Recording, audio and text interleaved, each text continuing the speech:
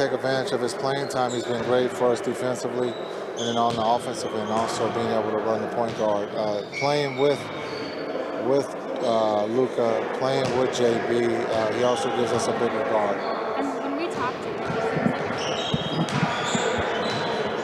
describe his demeanor when he's not in front of cameras, or does he have a different side to him? No, I think that's about right. He's tall, he's quiet.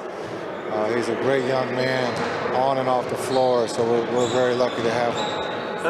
A few players have said they feel they have more freedom this year. Jalen is one of the players who has said that. From a coaching staff perspective, what does it mean to empower a player and to give them a sense of freedom? What does that look like from on y'all's side? It's a trust. You talk about trust. You talk about giving them the opportunity to be creative, to be basketball players. That's the biggest thing, is you trust that they're trying to make the right play for their teammates or for themselves. And so for Brunson, for Luka, for the guys who handle the ball, we trust that they're going to make the right play. And so those guys have done a great job up to this point. We just have to make shots. We've missed a lot of open shots, but we believe as the season goes on, we'll be able to make those. Do you see Jalen as a player who could or should be taking, at some point in his career, 7 or 8 threes a game and increasing his volume behind the arc? If he's going to make 7 or 8, yes. Can I ask you a KT question? Yes. What is her job here for you guys? Like, what do you have her focused on? She's a coach.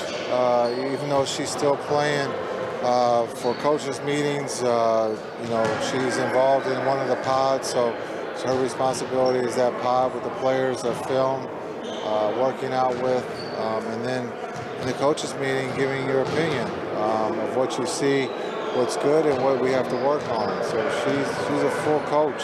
There is no just development. It's just being a coach.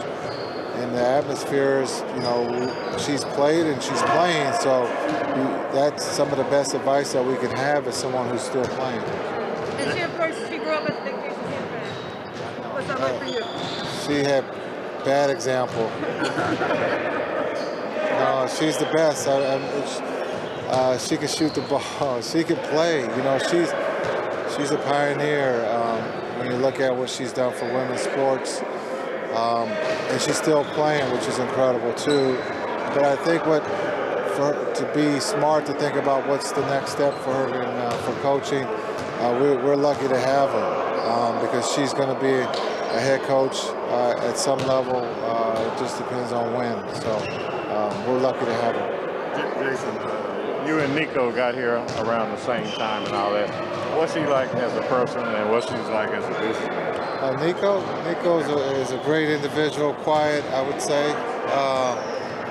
But when he has to drop the hammer, he will drop the hammer. So, but he's a smart businessman. He's going to be calculated.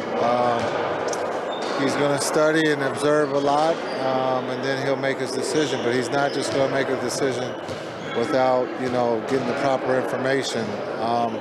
And then for him, his background. He was with Nike, so he knows all the basketball players extremely well, but not just basketball. He's global in the sense of a lot of sports, football, baseball. So he has a lot of experience in how to deal with today's athletes. How long have you known him, and what's the relationship like with you and him? He could probably give you a better answer. I don't know. 02. It's been too long. What's you guys' relationship like? Great. He's incredible. Being able to talk to, just not when things are good or when we feel things could be better. Just being able to run different things by him, talking about different scenarios, looking at different players playing, possible, changing lineups, all that good fun stuff.